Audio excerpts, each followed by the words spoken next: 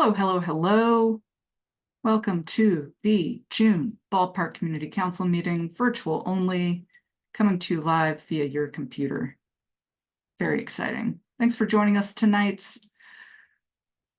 We have an exciting little agenda to share with you. We're going to be talking with Detective Fallows first. But before we get to that, just wanted to acknowledge our board members who signed on tonight. Got John Margetts, who's on my screen.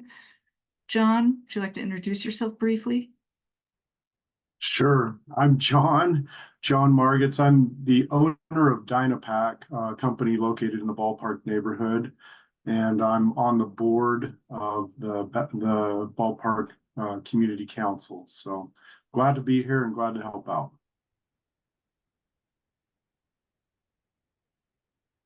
And we also have Janice. Janice, would you like to introduce yourself?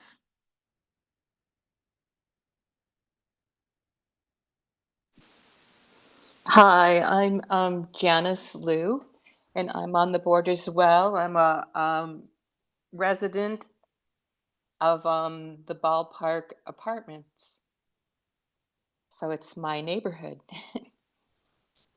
Thanks, Janice. And we also often have Kevin on here. He might be joining us later. And I was also hoping to see Jeff. He might be joining us later as well. But, oh, looks like Kevin is just joining us right now.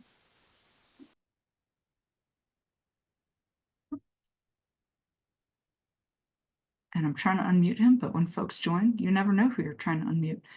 Kevin, I'd love to. I was just inviting board members to introduce themselves. Kevin, would you like to say hello, introduce yourself as a board member?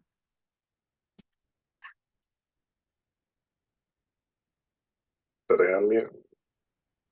Hello, everybody. I'm Kevin. There. Hello, everybody. I'm Kevin. And hi. I'm Kevin Flaunch. I've lived in the neighborhood for about 15 years, just about. Been with the BCC for quite some time. Tend to have my fingers in a lot of different pots all throughout the neighborhood, all throughout the city.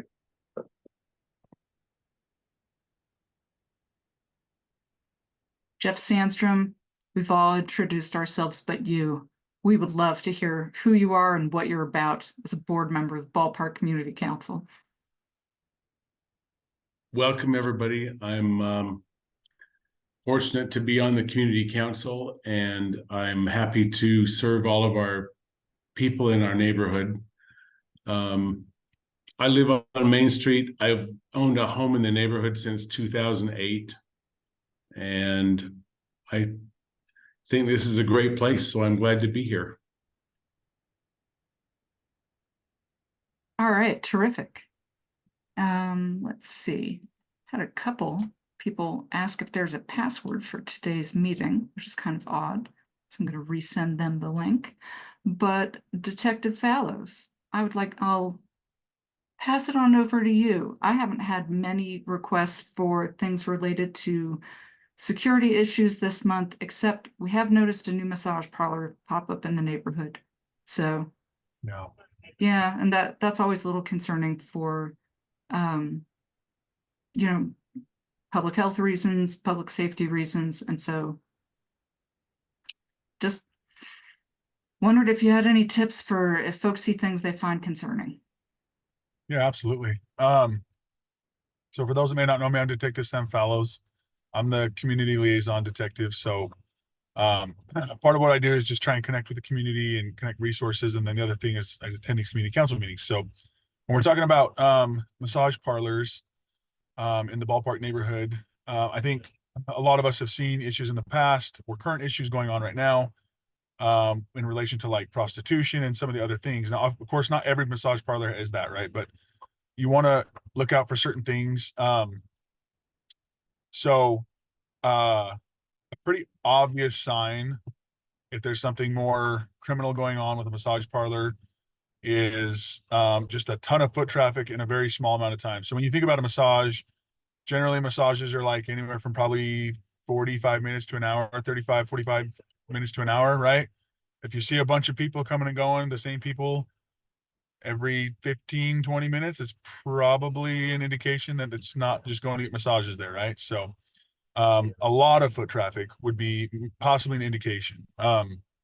If you see massage parlors that are open like super late hours of the in the night, things like that, like foot traffic late at night. Again, not very common behavior for people to get massages at, you know, midnight or 1 or 2 in the morning, things like that. So if you're seeing those kinds of things, could also be an indication that something criminal is going on at that particular massage parlor. So there's a couple of different resources that we can utilize, and these can be utilized for really anything. So while we're on the subject, I'm going to talk about how to submit a tip anonymously, if you'd like. While we're on that subject for submitting tips, this can be utilized for really anything criminal that you're seeing in your neighborhood. So if you see what you believe is drug dealing at a drug house, you know, what you believe is a drug house, you see, you know, cars lining up at 2, 3 o'clock in the morning, multiple cars or multiple people coming and going all hours of the day and night, things like that. You can submit these tips. I'm going to put this up in the chat right now. You can submit tips on our website, and the link in the chat is what takes you directly to that tip line. And I don't know if the calling line still works. I'm not 100% sure about that one. I don't know if that one's up and going anymore. But the best way to submit a tip is just through this link online. And the reason is if you can safely get like video, pictures, things like that, those are really helpful for our narcotics unit when they're trying to put together investigations and start looking into addresses and things like that. So if you if you're able to get video, you're able to get photos of what, you know, of the suspicious behavior. Again, lots of people coming, going all hours. You know, if it's like a drug thing, cars lined up or people lined up outside of a house. I've literally seen that at a neighbor's house before. So things like that are not regular things, right? It's not, they're indicators of criminal behavior. Not always, but it's generally not normal, you know, to have a line of cars in front of your house at 3 o'clock in the morning. So things like that. So that's one way to do it. Patrol is, you know, you can always call the non-emergency line, but I feel like the tip is a little bit better because it goes directly to our narcotic unit and they deal with those directly. Now, if it's something that requires an immediate response, then obviously patrol would be the one you'd want to call. Like if it's maybe something that's happening right then and there. But it's better to have our special investigations, our narcotics unit come in, you know, set up their own operations, put together their case, because they're, you know, if patrol can come in and they might make an arrest at that moment, but our narcotics unit can put it together like a longer term case that will have longer term effects and can, you know, shut down operations more. And so patrol's not really equipped to do that in the moment. Now they can definitely make an arrest, but they're not going to like shut down an operation per se. The longer term investigations from our detectives units are more for like that kind of thing. Same with like gambling machines, all these types of things that we see in the city that are illegal, that shouldn't be happening. You know, this tip line is really good for that, or this online tip reporting system is really good for that. So it's it's just a good resource for our citizens who want to get involved with the public safety of their community. Another resource is myself, and you can always reach out to me as well. And I'll throw my contact info up in the chat right now. Usually it's on the website and things like that, but just in case. You can also reach out to me directly and I can forward the information on to our narcotics unit and get them that information as well. So really, either one of those two things is fine. Put this up in the chat.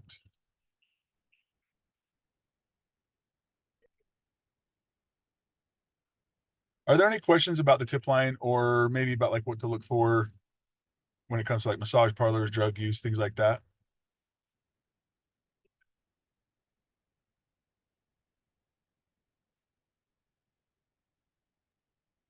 I know this is some of these efforts are being coordinated by a sergeant in the neighborhood as well. or a sergeant on behalf of the neighborhood, and that's something we certainly appreciate. Yeah, absolutely. Yeah. Sergeant Christensen and his squad are always, you know, also on the lookout for these kinds of things. They can also help with the investigations. When they are on their bikes, they can kind of roll up on things a lot easier without being seen. And so now that we got the warmer weather, you probably see that more.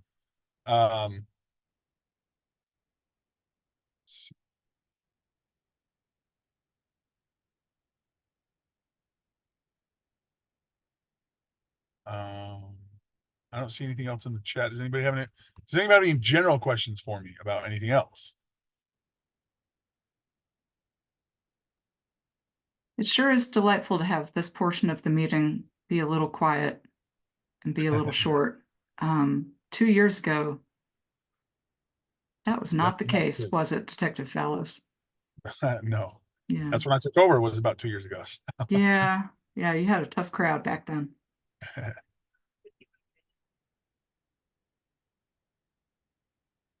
Matt Amy, asks, there's a could I- lot of, oh, go ahead, John. Sorry, I just wanted to just make a comment really quick, Detective Fallows. For the rest of the people on the meeting here, if there are any business owners, Detective Fallows, I appreciate how you came by our business. Was it on Monday, and did the SEPTED study that we talked about, or help me walk around and look at potential issues. But I just wanted to make anyone on the meeting aware that Detective Fallows is a great resource.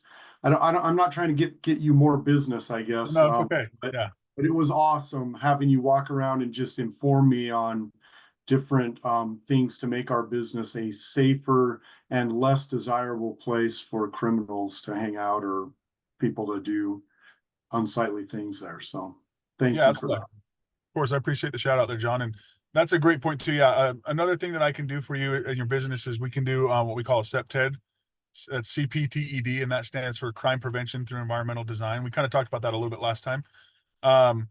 And the good thing about that is we can kind of do that at many different levels. So if you're looking to get like a grant or something like that for your business, or even your house or whatever, what have you, I can actually come through and I can take pictures, and we can do like a full blown, what we call like a full on SEPTED.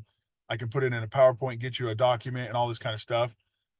If it's more where you don't really need like per se, you're not trying to get like necessarily funding or something like that, but you want me to come do a walkthrough like we did at John's location, and we'll go through and make notes together on ways to improve. It's basically the exact same thing. It's just I'm not going to take all the pictures and put together a full on thing. So we don't, it can really be any one of those things. Or if you need something to like justify to your board or whatever it may be, like, hey, this is why we need to make these changes. I can kind of go that whole array. So if it is something you're interested in, then yeah, feel free to reach out to me. I don't mind doing them. They're a great way to meet people. It's a great way to give different ideas and some things you kind of don't think about, and then you're like, oh, that makes total sense, So with John, it was really awesome to walk through, get to know his people a little bit more, and then kind of get to know the business more too. So I think it was productive on both sides for sure. So definitely reach out to me for that as well. And then Matt said there are a lot of extremely loud vehicles in the area. 17 South Main, is that on the police's radar? What do you mean by extremely loud? I guess that's. Can we unmute him and then maybe we can.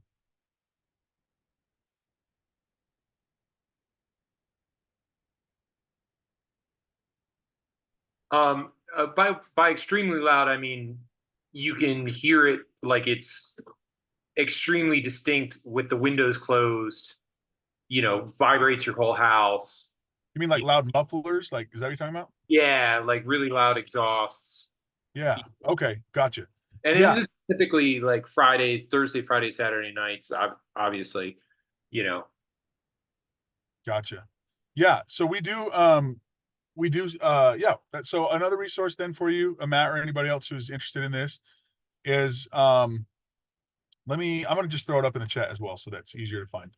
But if you, you can put in a request to our SLCPD motors, and, it's kind of under like the speed watch, but essentially what you can do is just on that request, you can kind of just explain what the problem is. It doesn't have to be speed, but it's just called speed watch. And I'm going to send out a link, and it explains how to contact the motorists about your traffic issues. And we've had in the past, they'll go out and do, they have like equipment to do studies for like the loud mufflers and things like that. And they will, do the study, and then they can start making, writing the sites and things like that. So, I'm not 100% sure if it's on their radar, but if you want to put in a speed watch request, I just put that in the chat, then it will be on their radar for sure. Hopefully that's helpful.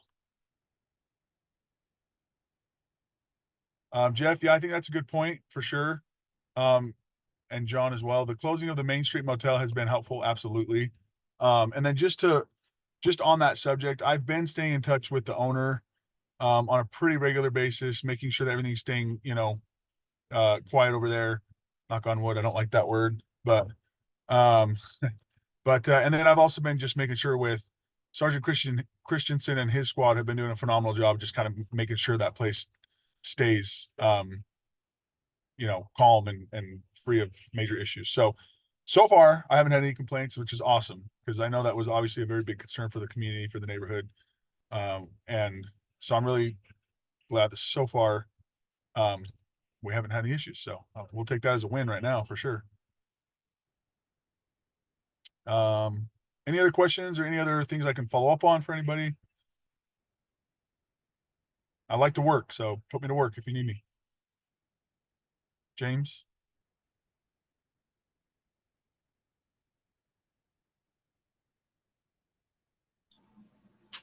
Yeah, this is like a general question. Do you know, has there been discussion or like I think I see this every now and again about speed cameras instead of having police kind of park? Is it just a kind of like 24/7 deterrent for speed? But I know there's a lot of like, I guess, like privacy concerns or something like that. Is that anything that's on the police's like radar or to-do list or anything like that? Yeah, that's a good question. So we can't do those cameras in Utah until they have to change the laws around that. And I think at the last session there was discussion around it. I'm not 100% sure if there was any like headway on like actually getting that law passed. By way of like cameras that like monitor, and I think you're referring to like a camera that like takes a picture, sends you a ticket, that kind of thing, right? In lieu of a police officer being in an area. But if that's the case, those laws like have to change in Utah, because my understanding right now, at least, is that those are against the law right now in Utah to have those traffic cameras. So that take pictures of your plate, send you a ticket, and that kind of stuff. So it's not on our radar just because it's not something that's legal to do right now. But I'm sure if the legislature changes those laws and things like that, then the city would have to figure out, what they're going to do with that. But as of right now, our traffic camera is something we'd be interested in. So we have traffic. I mean, we have like UDOT pretty much monitors like everything. We have traffic cameras already, I think pretty much everywhere, I think. Speed cameras. Gotcha. I honestly don't know the answer to that question. I'm sure that they're going to have to like look at studies and all those other things to figure out what they're going to do with that. I have had some people talk about it in other, councils, but as far as I know, it still is not legal. So I think Matt had another comment possibly. Does the same thing go for red light cameras? Yeah. Any traffic enforcement camera that will take a picture of your plate and send you a ticket, like they have that in a lot of other states, right? Any of that is my understanding. So again, I could be wrong. I don't know. I don't think that the law was changed this last legislative session, but my understanding is that it was not. I think it was talked about, but it was not passed. So yeah, any kind of camera that is going to send you a ticket in the mail essentially is not legal under Utah state law currently, is my understanding. I think these questions are going to be pretty relevant actually to our upcoming Livable Streets conversation.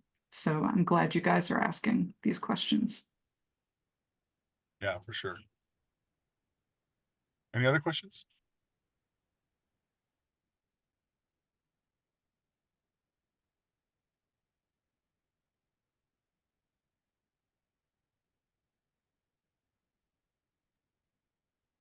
Thank you as always, Detective Fallows.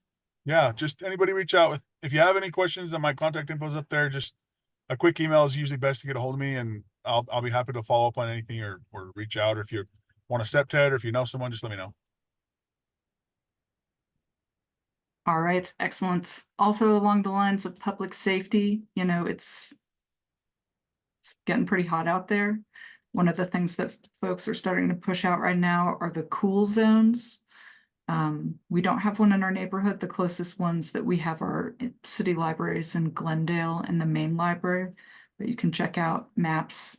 Some are 55 plus only or 60 plus only, I believe, but some are accessible to everybody. But now that the temperature is really cranking, there are places that people can go to stay out of the heat and stay safe. So pass on any info that you need to know about cool zones. And I'm not talking about like how cool it is that we have the ballpark or a community yard sale or a drone show tonight or anything like that. That pun is so bad. I should go to jail. On that note, delightful. Let's see, TechLink. Let's see, are the TechLink folks on tonight? All right, hi TechLink. I'm gonna make you co-host so you can share all your good stuff. Okay, thanks. And I am joined by Claire Woodman from Horrocks. My name is Alex Bain. I'm with UTA and here to give folks an update on our TechLink TRAX study. Like I said, Claire is here also. She's got her camera on now. I'm co-PMing this with Patty Garver and our capital team. And then Claire is our project manager on the consultant side. So I have some slides and a brief presentation I could share. And then I suppose while the presentation is going on, folks are welcome to put questions in the chat, but I'll probably wait to the end of the presentation to have Q&A for sake of brevity. And with that, I will see if I can't share my screen. So, all right. So hopefully you're all seeing the TechLink TRAX study slide. It looks beautiful. It looks not unlike the TechLink website, a nicely designed website. Good. I'll throw the link up. And glad to hear you've been to it. What is the TechLink TRAX study? We are looking at new transit connections in Salt Lake City. And I'm going to talk a little bit about some of the previous studies that have led up to where we are today. The current portion of the study that we're working on right now is funded by a RAISE grant, a federal grant for rebuilding American infrastructure with sustainability and equity. A little bit of background of what's happened before. There's been a number of studies previous to what we're doing right now. Downtown Salt Lake rail extension study in 2021. The University of Utah did a research park strategic vision. UTA started back in 2020 and then pandemic slowed things down, but finished up in 2023. A future of light rail study. More information is online about that as well if you're interested. And that was the origin of where TechLink started, and I'll describe what exactly we're talking about when we talk about TechLink. So there's a few different things that we're looking at here on the map. And I'm not sure if my cursor shows up on it that you can see, but there is a proposed new orange line that would run along 400 South through downtown Salt Lake City, and then along North Temple out to Salt Lake International Airport. And there would also be a new extension to the research park area of the University of Utah. The areas that are shaded on the map indicate places where we build new infrastructure. So That would be out at Research Park area. And then also at the Ballpark Station, there is that unused rail corridor that I think most of you are familiar with, that runs northwest from the Ballpark Station and then heads up 400 west. This would be activating that corridor with rail service. The proposed use of that would be to realign the red line. So at the Ballpark Station, the red line would head northwest and then head up 400 west through the Granary District, and then turn east and then continue out to the University of Utah. In addition to that, we are proposing to potentially switch the northern terminus of the blue and the green line, so that the blue line would run between Draper and the airport via downtown, and the green line would end at Salt Lake Central. A couple reasons for that. One being in ridership modeling that seemed to show an improvement in ridership. And also we've seen that most people are not actually using the green line to go all the way from West Valley via downtown out to the airport. They're usually using it. It's usually used as sort of two different services. People either go from the airport in North Temple to downtown, or they go from West Valley to downtown. They don't go all the way through. And we do have proposed new bus service that would operate on the west side and connect to the airport as a replacement for the Green Line service there.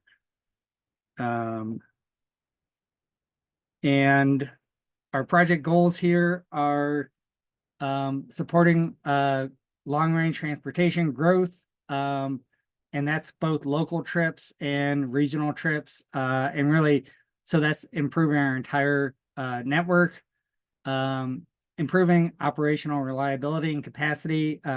One challenge that we have today is that in the area between Central Point Station and Courthouse, where we have all three lines running, if anything happens along that corridor, that can have implications across the whole system, often for the whole day. And engaging that Ballpark spur allows us to have redundancy in the system, and potentially sets the stage for us to be able to have improved frequency on the different TRAX lines.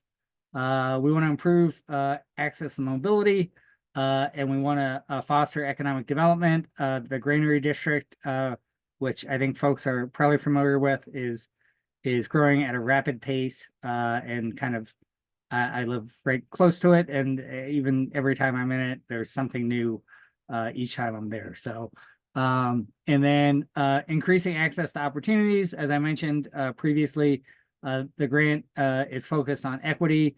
So we are looking for improving connections for disadvantaged populations, and then trying to create sustainable transportation options that have a minimum impact. Partners in the study for the grant are UTA obviously, Salt Lake City, the Salt Lake City RDA, and the University of Utah. We are also partners with the Wasatch Front Regional Council and UDOT. We work very closely with UDOT on many projects, as much of our service operates on UDOT roads. This is a look at the schedule. We are, whoops, excellent, slip back. We are in the screening and preliminary environmental analysis section. And we are hoping to refine a preferred alternative by the fall, and get ready for the next steps with environmental analysis and select a preferred alternative. I should say some things will continue to change even after we develop that, but we want to get a few things more dialed in as we move forward. Quick overview of the alternatives.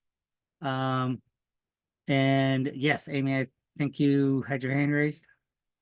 Yeah, I'm just trying to see if I understand this correctly. So the green line, which currently goes all the way, it currently goes from Central Point out to West Valley Central. It would terminate at Central Point, which No, sorry. The southern part of the green line would stay the same. What would change is instead of going out to the airport, it would end at Salt Lake Central. And the blue line would go out to the airport. Oh, okay. Okay. So we just have the map cut off for convenience sake because we want to Yes, visualize yes, to this make it part. bigger. Okay. Yes. Because I was thinking like, wow, we're talking about equity and we're gonna stop putting tracks out to West Valley. That seems bonkers. No, we will definitely still have that service that runs out to West Valley. But it's just that the green line would end at Salt Lake Central rather You would have to than switch trains to get to the airport. I get it. if you're, yes, or Okay. you, like I said, we will also have bus service, which would likely be a faster connection if you live on the west side. As I mentioned, one of the things that we found is that because it takes so long, not many people use light rail from West Valley and go all the way through downtown and then out to the airport. So we think that it would be more likely that people would use the blue line for that sort of service. So thanks for that question. Once again, I'll just go through the alternatives here quickly that we are honing in on. Number one comes from our Future of Light Rail study. And that we're only showing the places where there'll be changes. So this has the new orange line coming along 400 South and then connecting into the Salt Lake Central Station and then continuing up and out along North Temple out to the airport. And then the red line operates on 400 West and then turns east and then heads out to the University of Utah. The alternative 2 looks very similar. The only difference is there's a potential that we would have an elevated section between along, so the light rail line would go over 500 and 600 South. Reason being that those are very high capacity, high traffic automobile. It's sort of on and off ramps for I-15. So this is a potential option. Option 1 would have it at grade. Option 2, it would be elevated. Option 3 has the orange line, instead of going to Salt Lake Central, turning north just west of Pioneer Park and then heading north and then along North Temple and out to the airport, so that this option would bypass Salt Lake Central. And then alternative 4, which is an option that is being looked at around the University of Utah. And this is considering potential realignment of the tracks that currently run along the west side of the Rice-Eccles Stadium and then along the north side to run along the south side of the stadium. Hey, Alex, before you move Yeah, on from go the ahead. map, I just wanted to jump in because I'm sure a lot of folks on this call are interested in where those stations are likely to be in the ballpark neighborhood. And so you'll see in here, we have a few different places that we've denoted as proposed station locations. And right now we've proposed those based on, our station spacing between, what is the right space between light rail stations, surrounding development, potential for redevelopment, ridership, those kind of things. And they're likely to change a little bit in the future, but just wanted to point those out because I'm sure this group probably is interested in where those things are ultimately going to be located. They'll continue to be refined as we move forward. So this is kind of our first pass at locating some of those stations. Yes, thanks for adding that, Claire. Yeah, these are preliminary locations for the stations subject to modification. But yes, this will kind of give you an idea of what we're thinking at this point. So for the alternative screening to help us decide what moves forward, we're looking at a number of different things, including ridership modeling, transit travel times, transit reliability, impacts on economic development potential, connections to employment resources, as well as environmental impacts and costs. Our next steps are, as I indicated, we're looking to finalize this study in the fall of this year, and then move into environmental review, final design, and construction. You'll see at this point there are no dates associated with those, because that is all contingent on funding. I should say that originally when these ideas were proposed, the thought was this might happen sometime in the 2040 or 2050 horizon. However, given what is expected to be the selection of the host of Utah being for the 2034 Olympics, there's a lot of thought that that might accelerate some of these items, but we won't know really a timeline on construction and when things might open until we get a little farther along and have funding secured.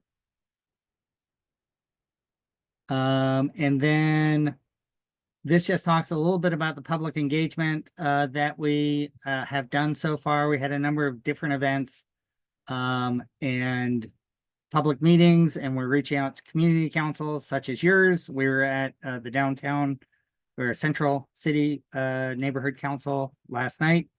And we've been connecting with community-based organizations to leverage their connections to get broader outreach.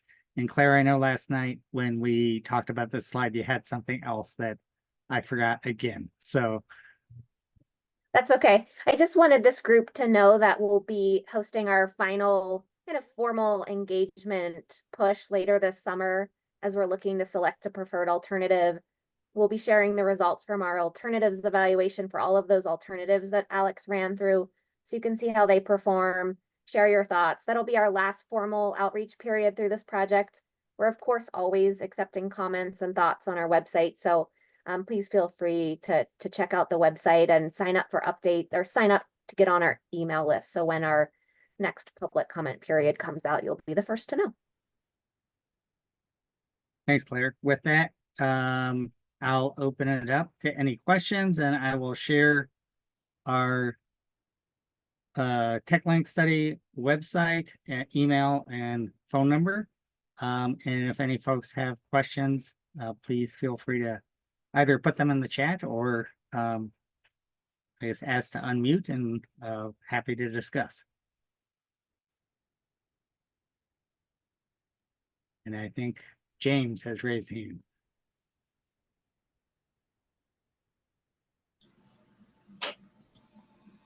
Yeah, I'm really excited about the expansion of the TRAX service. One thing I was wondering about is was there any discussion on like getting service to the zoo?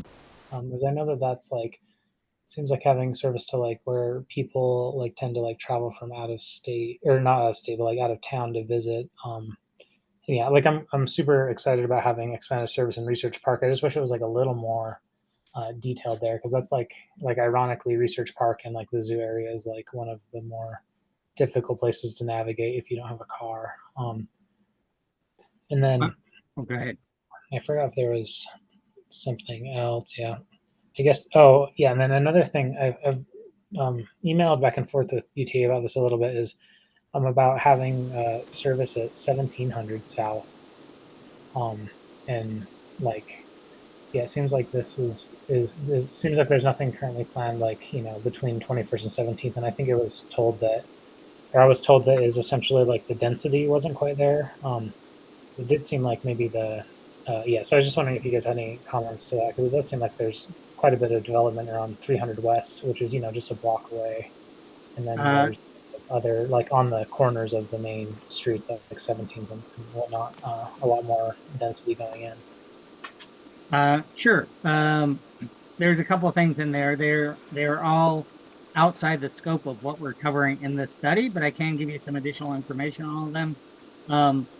One of the things with the ending point in Research Park is there has been some discussion about at some point in the future, maybe it will continue either south to where there's additional university housing and then over towards where the zoo is, or continue on Foothill Drive. There's a lot of potential future options. I know that one of the things being contemplated with our service planning group, and they're getting ready to release their 5-year service plan, is there is some discussion of extending bus service out to the zoo right now, which would be certainly a faster solution in the short term. But one of the things that was a challenge in that area is that there wasn't a place for buses to turn around.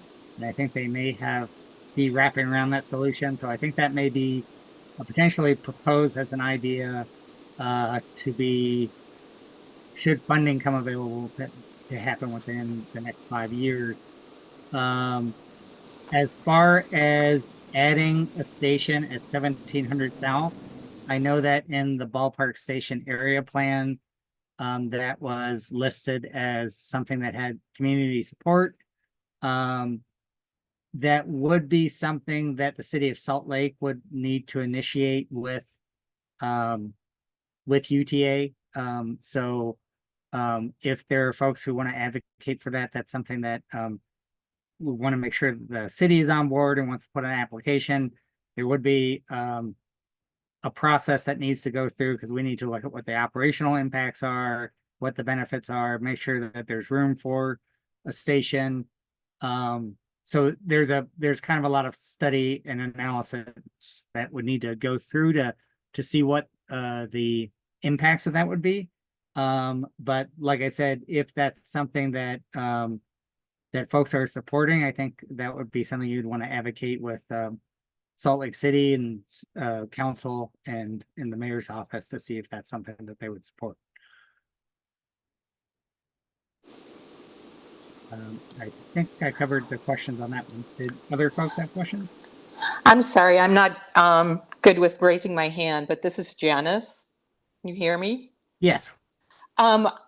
We have a project on our agenda tonight, which is a really challenging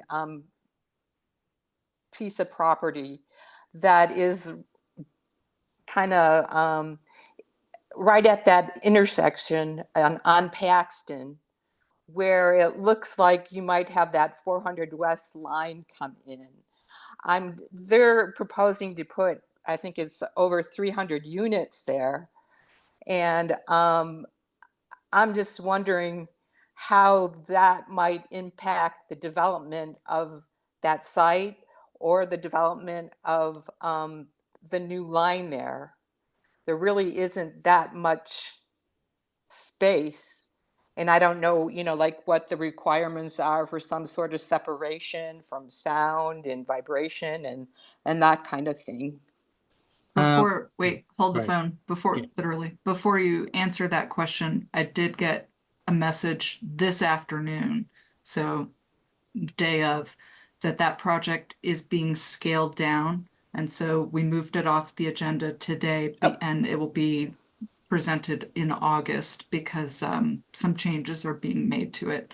So while that doesn't completely answer Janice's question, I don't think we can expect necessarily a 300 unit project anymore at the Paxton Avenue site. They're still proposing a project, certainly. And I think Janice's question still has a lot of valid points to it, like what kinds of protections for residents and recreators should we be thinking about as the closer we come to the TRAX line? Because we are interested in density near TRAX stations, but like, how close, So, didn't mean to cut you off, Janice. Just wanted to make sure yeah. That's good. Claire, you had unmuted, so I didn't know if you wanted to jump in with something on this. Yeah, I wanted to just say this is exactly why we love coming to community council meetings because we learn things we wouldn't otherwise learn. We have been meeting with some developers throughout just the course of this project because a lot of them have reached out to us because they're interested. They have properties along this corridor, or we've heard, things like this that we wanted to follow up with. So we have met with a property owner in this area. I don't know if it's the same one or not, so I'd love to get some more information possibly offline. It would just be good to check in. For the most part, within the ballpark spur that we're talking about, the infrastructure that UTA is building will be within UTA's right of way. So it'll be kind of within that corridor as it is today. So we're not anticipating a lot of impacts outside of that. And then in terms of, how we would impact residents or recreators kind of along this area, that those kind of things will be figured out later as we go along this project. Generally, we like to try to, separate the trains from people, and then put in crossings or other accommodations at places where it makes sense. We have talked about putting a trail also in this corridor as well. That might not be part of our project, but making sure there's space. So if there was interest in having a parallel facility for a trail that is in the corridor, that's something we've talked about. Once again, we would kind of keep refining that as we move forward as well. So you have a complete right of way now? None of it has already been sold off or pieced off? Well, within that area, we do own, yes, UTA owns enough right of way to double track rail through there. And when we've talked to property owners, and I don't know if this is the same developer or not, but it was clear that it couldn't encroach on our property because that would, well, obviously create a challenge if we started to put track down. But I think that where they're having their building footprint and everything was outside of our property. And the crossing of 300 West, I mean, are you thinking of, the regular speed, or are you looking at something like what goes to a sugar house? So that's all design work that will happen later in the study. I think it is always a balance of you want to have a good speed to support regional travel, but you want to not go so fast that it becomes unsafe. We haven't gotten to the point where we think about what what crossing treatment would be at 300 West, but that's something that we'll be doing in the next, as we get the final design. So. And likely there would probably be a station in proximity to that 300 West area. So the train would be slowing down as it's either coming into the station or just starting up again as it's leaving a station. So that might be a place where there is just lower speed if there's a station in that location.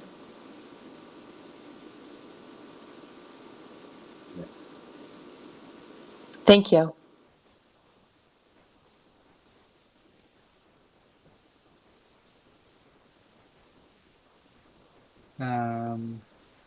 And maybe just to take a stab at a question I'm seeing in the chat as well about looking at traffic along the West Corridor as the receiving center opens in 2025. I don't know specifically what that is, but looking at traffic is definitely a part of our environmental analysis. And given, kind of the impacts we could potentially have on some of these roadways, we'll certainly be taking a much deeper dive into traffic as best we can looking into the future. To Alex's point, things are changing so quickly in this area, it's hard to keep track of everything. Kevin, would you like to speak to that more specifically?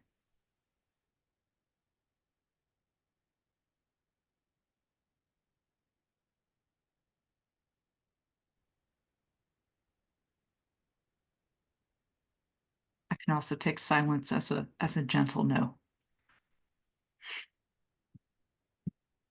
And Alex, it looks like there's also a question on timeline for Front Runner. Yeah. I was just reading that one. Thanks, Claire. Yes, so there's a number of different things going on with Frontrunner right now. We have the double tracking project. It's been dubbed Frontrunner 2X, and this is the addition of double track sections in order to allow for 15-minute peak service and 30-minute all-day service. So essentially doubling the frequency on Frontrunner. That is planned to be up and running by 2030. I think we're saying 2029 or 2030. It's a pretty complex project, but that's our timeline for that. There is also an expansion from Provo down to Payson being looked at right now. We don't have an exact timeline on that one, but there's also the Frontrunner Forward program, which is looking at a whole slew of different things that that could be done, and includes electrification, additional extensions, potentially all day 15-minute service. A lot of that is contingent on funding and whether we can get additional federal funding, and then how quickly the state wants to see it happen. And I know there's a lot of support at the legislative section for Frontrunner. So if we get money to make these things happen, they could happen fairly soon. But you know, there's a lot of complexity involved in the double tracking. Some of the sections are fairly narrow, and acquiring property to do that is challenging. So I hope that answers that question about Frontrunner. Kevin, hit it. Going back to the receiving center, and I don't work for them, so if I explain this, it's just what I've gotten from them. The U of U is opening a receiving center right next to the Men's Resource Center in the Salt Lake County Jail. It's going to be a center that the goal of it essentially is if there's someone in a mental health crisis, they can go in there. It's going to be, I think, 24, able to serve 24 adults at a time. It's not my understanding is it's not a residential facility. It's a day drop-in. So I would expect an increased volume of traffic in that area as people are going in. My understanding is their long-term goals involve almost creating a whole medical center there with free dental care, free medical care, et cetera, for homeless services. And so I would anticipate there's going to be a huge uptick in travel along the 3500 and what is it, like 1100 West area. And so as I see you guys pulling, realigning in that area, I was curious, have y'all taken that into consideration or had some discussion with them? I could see a huge shift in I want to say homeless services, but just homeless traffic into that area, which means a lot of bus riding, a lot of trucks riding, et cetera. I'm sorry, can you, what was the location you were talking about? So off the top of my head, I think it's like 1080 West and right about 3500 South. They're building a huge receiving center right now. So that is, we do have the 35 that operates on 3500 South, and we have seen ridership increase on that route pretty substantially. It was one of the first routes to come back, and I think it is operating at similar to or higher than pre-pandemic levels. We've also added additional weekend service on that route. You got the MRC there, but this isn't even open yet, so none of the impact of this center has been felt yet. Right. But it's probably going to be early 2025. Well, I will say that that's a route that we were looking at for potential improvements and infrastructure improvements along 3500 South to make the bus operate more quickly. And we will, continue to monitor that. And if we start seeing ridership that exceeds capacity or demand for improved frequency along that corridor, we will continue to look at that.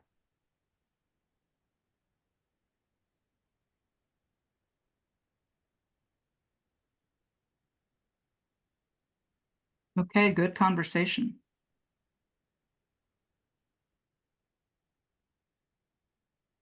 Thanks for coming by, UTA. I look forward to understanding where we're going next.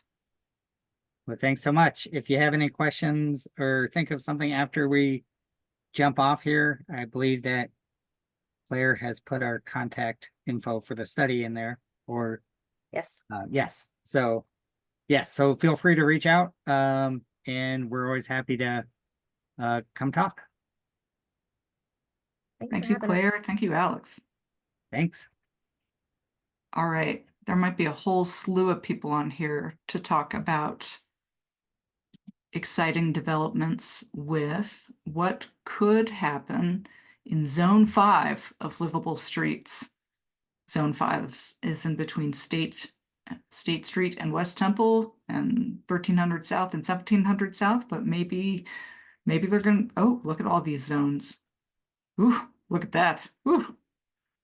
Hello, hello.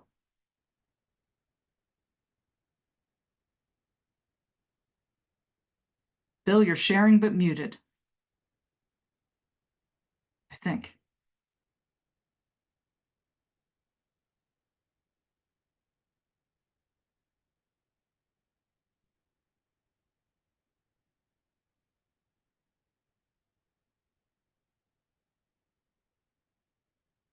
Okay, can you hear me now? Oh, terrific. Clear as a bell. Good, good.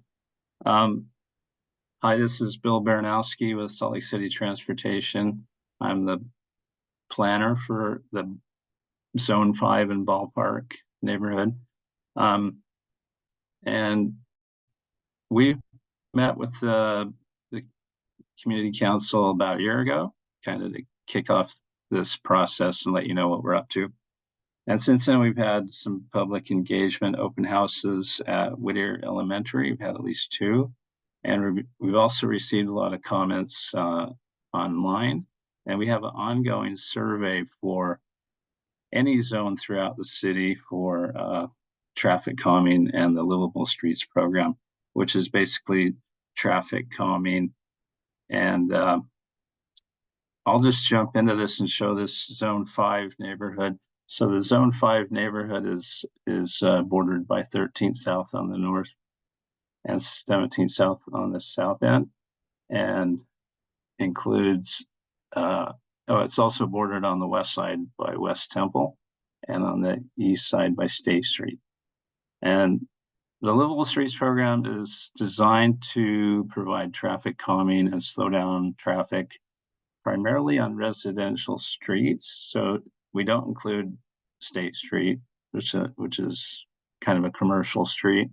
Also, Main Street is primarily commercial, but I know there's some residential, but it's currently what the program is, it's not, we're not allowed to do anything on Main Street other than we can upgrade pedestrian crossings across Main Street, so that there is some potential for that. But the streets we have focused on in this process and we have data for and a lot of input on are mainly West Temple, which is our main north-south street in Zone 5. And then our main east-west street is Kensington Avenue, which becomes Andrew Avenue on the west side of Main Street. So the speed data we collected shows that people are speeding on West Temple. They should be going 25 miles per hour, which is the posted speed. But the actual speed is 31 miles per hour that people are going. And similarly on Kensington Avenue, the posted speed is 20 miles per hour and people are going over 25 miles per hour. So our project goal is to slow down traffic and improve pedestrian safety on primarily those 2 streets. We do have some other streets that we identified for traffic calming. Merrimack Street, just south of the stadium, and the south end of Major Street. We've got some traffic calming on those 2 streets identified. So if you're a data geek, we have this slide, and all this information's on our website, and I'll provide a link at the end of my presentation. But if you Google Livable Streets and look at Zone 5, all this information is on our website. It's a pretty awesome website. So real quick, that's the speed data that we collected back in November last year. This slide shows West Temple between the stadium on the north end and on the south end, 17th South. And we've identified 3 or 4 locations for raised crosswalks to go in on West Temple Street. And one of those crosswalks lines up with the proposed as a potential library on the west side of West Temple, on the just south, right, just south of the stadium. And the others, one's on Merrimack, one's on Andrew, and one's on Van Buren. And then zooming in on Merrimack Street, we had a lot of requests to do something to discourage people to use Merrimack Street during special events at the stadium. And so we came up with a traffic circle at the intersection of Merrimack and Richard Street. So even though that the north end of that street is a dead end, that traffic circle is hopefully to discourage people to use that street, or if they do use that street, to drive a little slower. And then as you approach on the west side, we have 2 bulb outs planned where Merrimack meets West Temple Street. Here's an example of traffic circle that we recently constructed in the Liberty Park area. And in the fall, it has pretty leaves on it. And just today I took this picture and somebody put some potted plants out in the traffic circle. So these are pretty nice to have in your neighborhood. Definitely a benefit. But slowing traffic down, they don't really slow traffic down a lot, but maybe they're more of a discourage people from going faster than they should, I should say. On Major Street, is an extremely wide street between 13th South and Kensington. It's at least 60 feet wide pavement. And then on the south end, it narrows to 38 feet. But along the street, it's mostly warehouse, commercial, small commercial. But there's existing traffic calming. There's 1, 2, 3, 4 intersections with 2 dips in the intersection. There's also stop controls going northbound and eastbound. So we don't propose a lot of traffic calming on Major Street, other than at the south end, where those new condos were constructed. We had a request for a speed hump, not pretty before you get to 17th South. So that's that orange rectangle on the south end. However, at Major Street and Kensington, we have a request for a raised crosswalk. And anytime we put in a raised crosswalk, we also include a street light if there's not an existing street light there to eliminate the crosswalk. So we had some comments about poor lighting in some of these areas. We'll make sure every crosswalk we put in has a street light existing or a new one installed as part of the project. You guys have heard about the byway project. This shows Kensington between State and West Temple.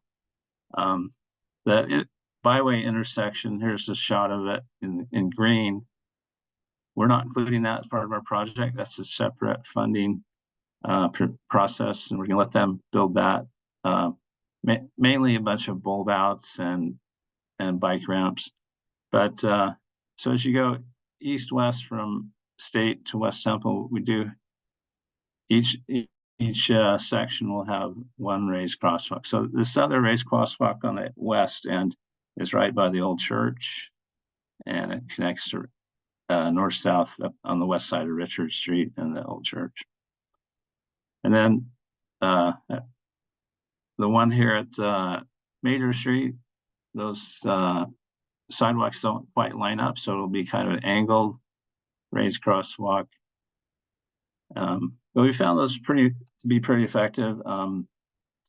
We used to construct these raised crosswalks about 3.5 inches tall. We've gone to about 6 inches tall, but made them a little bit longer. So that you certainly notice them, and they provide a safer, wide area for crossing the street. So we've modified our design a little bit with those. Here's a blow up of that Main Street crossing. That's part of a separate project, the Neighborhood Byway Project. And finally, here's our website link. If you want to know more about the project or provide comments, we have a survey and comment link on that page. And as far as timeline, we're pretty much dialed in on what we proposed in your neighborhood, but because of our schedule, I'm going to go back to the beginning, showing all the zones. Zone 5, we're often asked, say, if you're going to do traffic coming on West Temple, can you go north and south at your zone and do a little bit more? And yes, we can. We can go north up here to zone 19, which is we're going to tackle that zone next year or the winter. So when construction comes about for zone 5 is probably the bidding and construction is probably early next summer. So I think we'll have enough information on the north end of West Temple up to 9th South by the time we get ready to bid. So hopefully that West Temple part of the project can be extended up to the north. And I'm available for questions now. Looks like Matt had a question that he threw into the chat. If we want to, maybe if you stop sharing the screen, but actually maybe some of these diagrams are helpful. We should keep sharing the screen. I'll keep them on. Yeah, Bill, I had a couple of questions. I live on Major Street, South Major Street, in those townhomes, and so generally it's fairly calm because it's a narrower street. But I think the speed hump would be great, you know. And I was curious what the timeline for that project is. Also, I was curious if there's we walk a lot down 1700. There's a couple of like good places to eat right along 1700 that we walk between here and there. And I was curious if there's any possibility of improving the pedestrian facilities at 1700 in Maine. Thanks. Right. So back again, our funding is limited to residential streets, and 17 South is more of a collector street, similar to Main Street. So it's not part of our program. And making the pedestrian environment, maybe if we had park strips and landscaping, those things are great. Our program does allow us to plant trees. So if we had to plant extra trees on one of the streets that do qualify, such as Kensington or Major Street, we could certainly add some trees to that streetscape. So that's as far as we can go with streetscape. That's a good question. I also forgot to address the speed cameras and red light cameras. I wish we had those, but I was in Canada last summer and in British Columbia, and I was afraid to run a red light, but I know we do have some red light running as you cross at the intersection of Main and 17 South.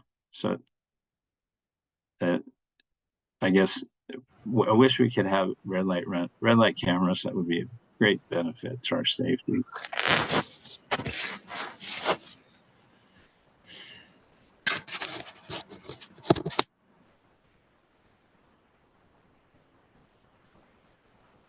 John, I think you unmuted. You seem prepared to ask a question. Oh, yes. Let's do it. I'm working on it. There you go. Yeah, I mean, I think it's great that we're getting all these like engineered traffic calming measures, which are awesome. For the ones that aren't getting engineered traffic calming measures, is there a chance of just like zebra stripes, some of the most common walked, crosswalks? Like, pretty much people walk down Main Street all the time to like Honeysuckle to, I'm sorry, what's it called? Sweet Streets, Sweet Biscuits and Limeade.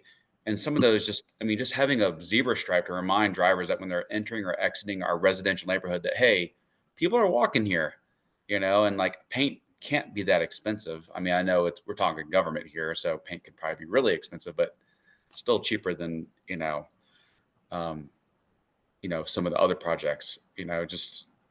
So your question is to add zebra crosswalk? Yeah, just add painted stripes to the areas that aren't getting traffic calming solutions. Okay.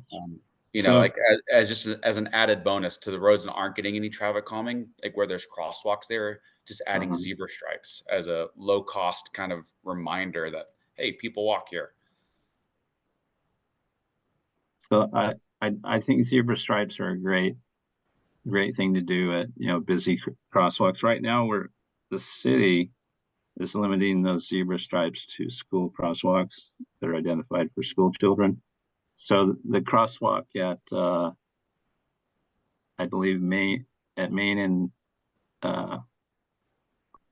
Kensington, I think that's something we can certainly upgrade that crosswalk because there are some school children using that.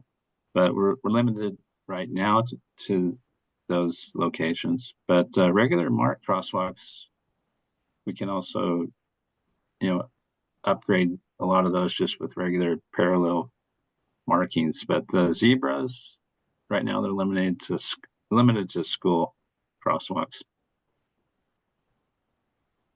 That's unfortunate, but okay. But I wish we could do more. And I know we'd probably have to contract a lot of it out. Anytime we paint something, we have to maintain it. We have to keep painting it year after year.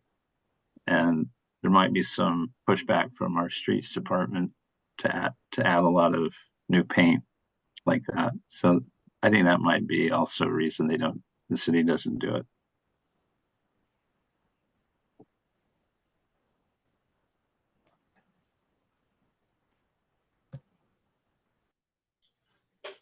James, I think you had some questions too. Yeah, thanks. Yeah, I'd love to see the more livable streets initiative. Sorry, I did have to step away for a minute. Did you discuss if you were going to, like, when the timeline was to move further south, so essentially the block between 1700 South and 2100 South? I think that was like one of my questions. Like I live off of Coatesville, and so I think it'd be block 40 there. Right there. Okay. Yeah, there's like I think Coatesville is like I think probably on a bit of these streets off state. There's a left turn lane on state directly onto Coatesville, and so it's used quite often as like a pretty big throughway. I think before we lived here, I think a little girl was killed. And I know that someone died on the Main Street crossing, from Coatesville over to Boulevard Gardens in the crosswalk a couple of years ago. And that was like, I guess you already answered the question on like the Main Street isn't really under your purview, but is there discussions on when you do this, or maybe I missed it? And some ideas that I had were like essentially as you're doing these neighborhood streets is to like daylight them into these kind of like filter, or I forget what you call it, collector roads, like especially ones that are with like a lot of like cyclist traffic. That's one thing that I've like particularly noticed is Main Street's like a huge cycleway. You can go all the way downtown. You can take it pretty much all the way to Murray Central. But turning onto Main Street from a lot of these side residential roads, the parking on Main comes right up to the road, and even walking, it's a little bit dicey. You have to like step maybe 5 feet into the road before you can even see who's coming. And even though the road diet happened on Main a couple of years ago, the speed limit, I guess the effective speed limit is still quite high. People do drive quite quick. It's a pretty open road, even though there's only one lane now. Yeah, that's a great question. Even nationwide, they found when the city does a road diet and adds bike lanes to a street, it provides so much new sight distance for everybody, not just great place to ride bikes, but the drivers getting it, turning at those intersections, all that new sight distance, because you're not looking for car traffic coming at you, but yeah, I think the safety is improved by at least 30-40% just because of the new sight distance improvements. But slowing down the traffic, I think that might not be as possible with just taking out those lanes and adding more, constricting, combining the traffic into one lane each way. So yeah, the speed reductions aren't as great. Yeah. And then do you know, is there is there any plans to like daylight more intersections onto these kind of like heavy pedestrian and like corridors? Because I guess I don't know. I wonder if people who walk, like I do walk quite a bit around here, and even walking onto Main to cross Main, particular intersections like Coatesville and Main is one that's like, it does seem like particularly bad because there's a lot of businesses and they use the street parking like right up to the curb, and other people's Yeah, I really don't know about that. Your other question was, so you're in zone 40. Yeah. We do have a process we're pretty strict about not jumping. Right now we're in this is zone 5. We're doing zone 5 through 10. And in the winter we're doing zones 10 through 19. So even though we can't do a project in your neighborhood, you can always apply for what's called a CIP project, a citizen infrastructure project, an individual project that you think's really important, and the city council provides money every year for those special projects that are outside our program. So that is probably the best way if you want to skip, hopscotch over the priority that we have. We probably won't get to your neighborhood with our program for at least 2 more years, probably. Okay. Well, appreciate it. Yeah. You're welcome.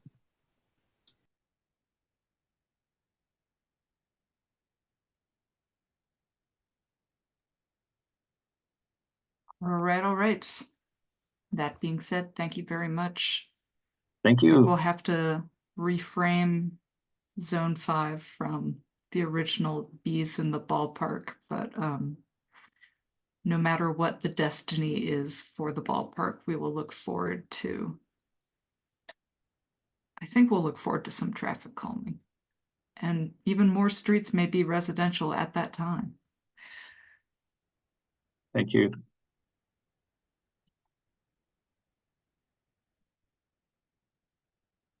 All right, the Elliot, north and south. We would love to learn about it. Nikolai, are you still available to present? I have made you a co-host. Can you hear me? Yes, I can hear you loud and clear. Awesome. Thank you so much, everyone, for taking the time to meet tonight. I also have, I believe, Amanda Roman, who's our assigned planner from Salt Lake City Planning, that's on the phone. And then we also have Ioana Majadi, who is a partner at Architects Orange, and one of the leading multifamily architecture firms nationwide. And we really appreciate both of them being on the phone today, or on this meeting today. So we hope that you'll feel free to ask questions as we go through this presentation. And what we really hope to kind of solidify is answer questions regarding how we've addressed the ground level of our project and the vision that we have for Richard Street, which will impact our neighborhood and livability. And hopefully what we hope by the end is that you see to the better in the terms of the pedestrian activity that we hope to provide. So can everybody see my screen okay? Do you see Elliot North? Yes, it looks great. Awesome. So this is the northern facade. So just to orient ourselves, this is along 800 South. So this is 29 West and 800 South. So we're bounded by Richard Street, and then we have a small alley directly to our east. And as you know, we have these lovely transmission lines that run along 800 South. And so we're actually making a few changes to the building because it turns out that people most likely would have been fried had we brought the building too close along 800 South. So we don't want that. That would be bad. So we are redesigning a little bit, and we're pushing the building back, which is actually decreasing the density of the project overall, but actually has resulted in a little bit of a better opportunity for Richard Street in terms of what we're proposing. I'll kind of get into that, but all that is to say, just to be clear, that this facade may change a bit depending on how you want to and her team kind of redesign some of this, specifically the stair tower. So, but as you can tell, we really are trying to prioritize enhanced material along these corners. This is a thin brick. These are metal panels. This is also an enhanced material right here that has almost a stone finish look. We have a double volume lobby leasing area that goes along the corner. We have a 2,000 square foot retail spot right along the corner here. And all that is to say as well that we're replacing a self-storage facility called Downtown Self-Storage. And so we hope this will be a benefit, and we can talk about some ideas on the leasing as well that we're trying to incorporate. So through this package, this goes through just kind of our existing conditions, some lifestyle imagery, and this is along the western facade. So it's a long building, and which is one of the main variances that we're asking from the city. And the way that we've been responsive to this is by really activating Richards. And so we have these open courtyards. This is about 20 feet, more than 20 feet up in the air with the parapet. And here we have these open courtyards that open onto Richard Street. And I think this is probably a good time to talk about just how the timeline and how collaborative it's been with the city. So when we initially proposed this project, it was actually just after the ground level ordinance in the city passed. And so Amanda, who's actually a neighbor to all of you, she lives in the Ballpark kind of Central Ninth area, just right there on the edge. And she picked it up and she basically said, hey, we don't want just a big blank wall. And she was right. We were proposing a big blank wall. We were proposing parking along Richard Street.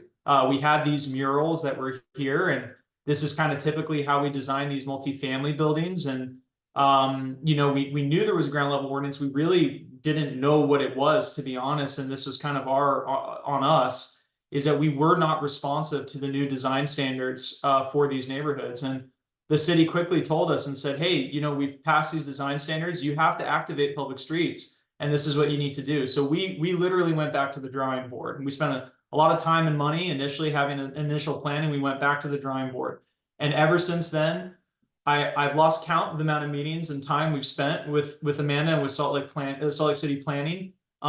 We've really tried to refine this street, and where we've landed is that we have a vision for Richard Street to provide affordable artist studios, including a workspace for these artists. So in some projects in Utah and in some projects in Salt Lake County and even up in Davis County, they provide these artist studios to provide a commercial active use, and they usually do it for rent. We're taking it one step further. We met with the Salt Lake City Public Arts Council with the director and team there. And we said, look, we want to make this an area where we are activating public art, but we are activating artists, and we're providing a place for artists in the city. And they said, okay, well, a lot of developers say that. So what do you mean? And it's like, well, we want to provide a place where they can not only practice their craft, benefit from an economic arrangement that will allow them to sell it within the building, which we actually see in the leasing area, and we'll talk about that. But then also that they will be able to sell and practice their craft out of these workspace studios that are directly attached to artist living areas. So this is not something that is required by code. this is not something that we're receiving subsidy for. This is something that we are doing because we believe that it's a benefit to the community. And I know that it may sound like, why would a developer do that? Developers don't do that. It doesn't make sense. But the reality is that we wanted to find something unique, and we wanted to find something that's also economical. We know this will work. We know that it's not just a dream, and that it can be built, even if we're providing these artist studios that will allow artists to live rent subsidized within the earnings that we have an idea of they make during a year, which we actually asked the Salt Lake Arts Council to give us an idea of what we needed to look at in terms of charging. They will have a workspace that comes with it entirely for free. That's not on top of anything. They have a workspace that they will have that they can practice their art out of. And what we want to do is we want to activate Richard Street for people that walk down are literally going to be able to go in and see the artists in each one of these units. So to give an idea, this is how one of the studios would look like. So if you see the numbering right here, it says 400, that's their living area. So we had to enclose it a lot. We couldn't show just complete glass because that would look directly into their living area. We wanted to provide some privacy there. We have these art murals. These are obviously placeholders, but we will have an RFP for artists in the city to be able to actually provide these. So these will actually be permanent art installations.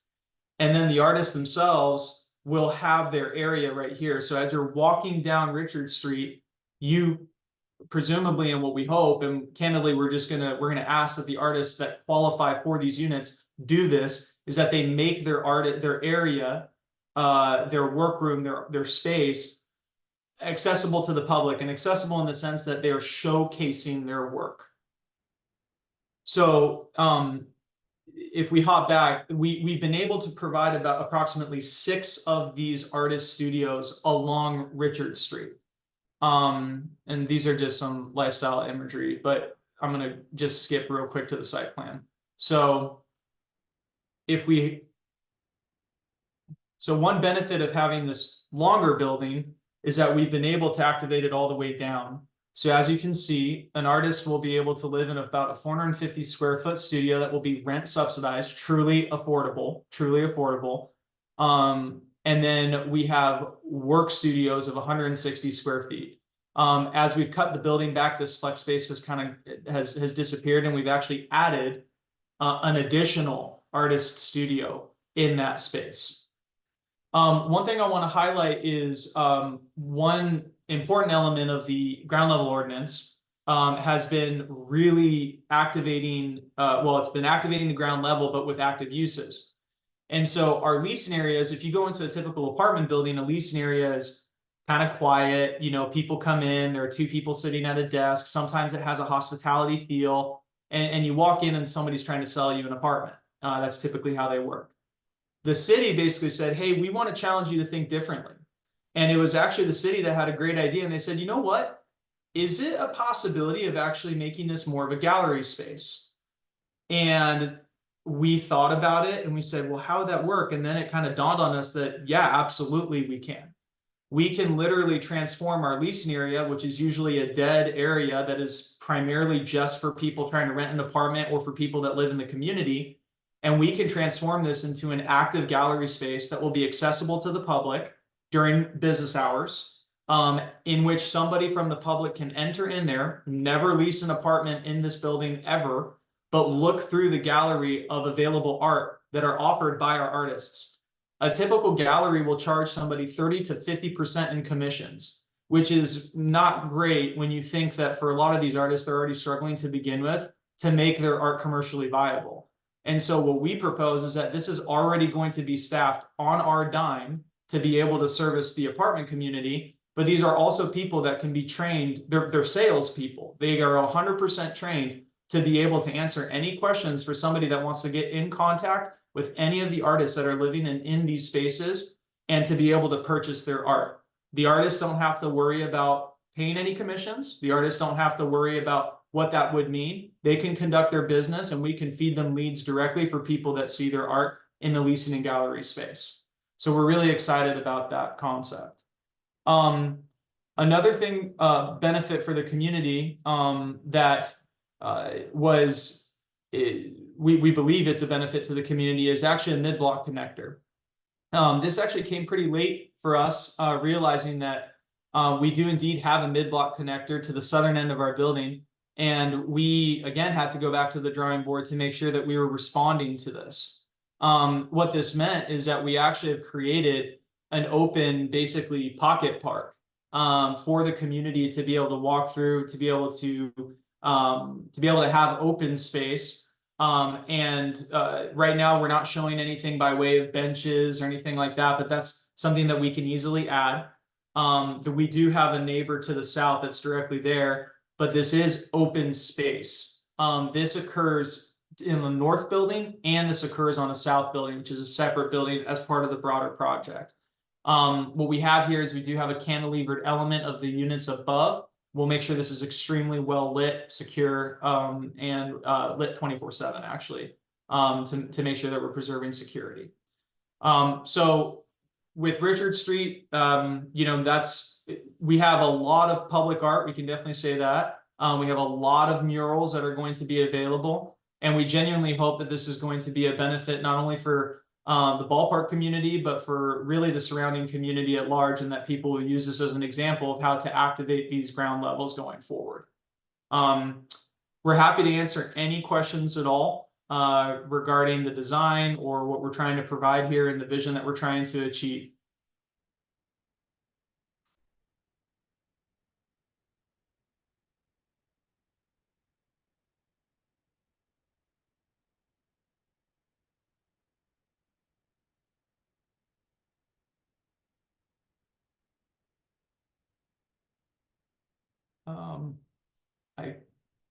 I don't know if I disconnected. Did I disconnect?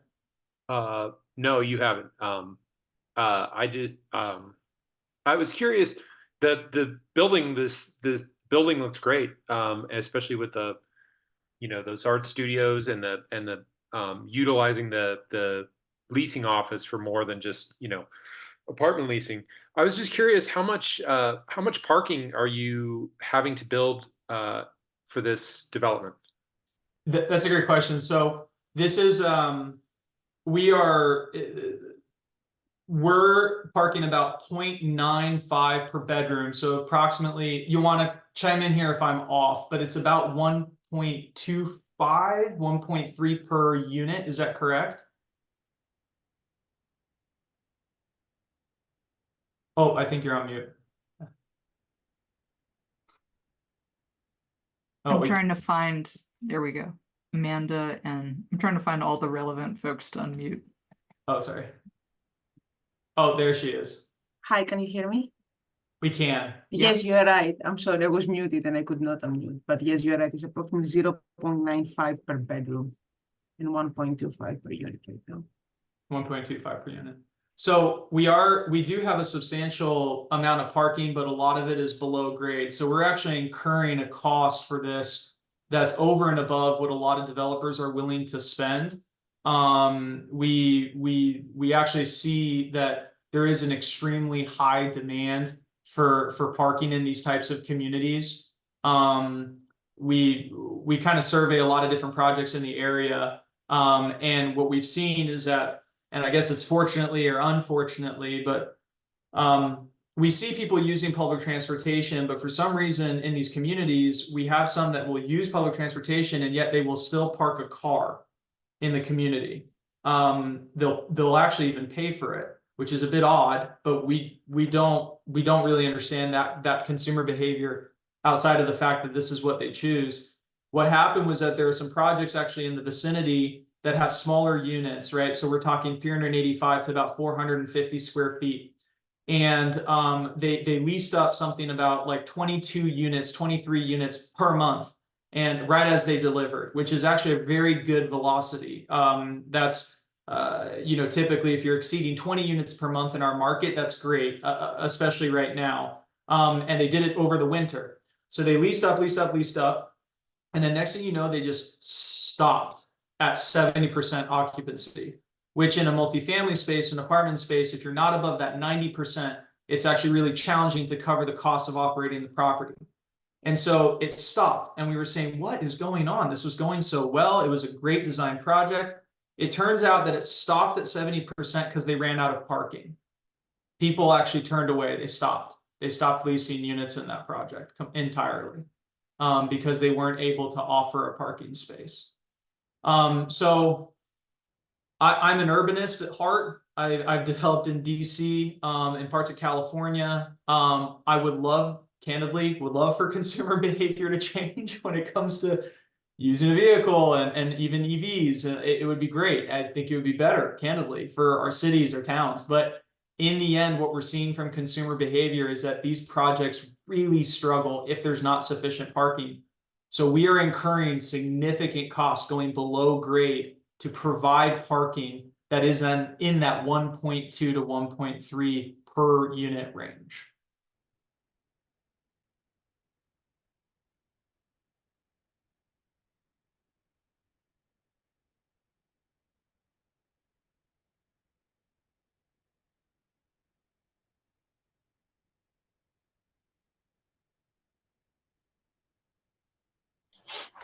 Matt and James, I've asked you both to unmute. Feel free to duke it out.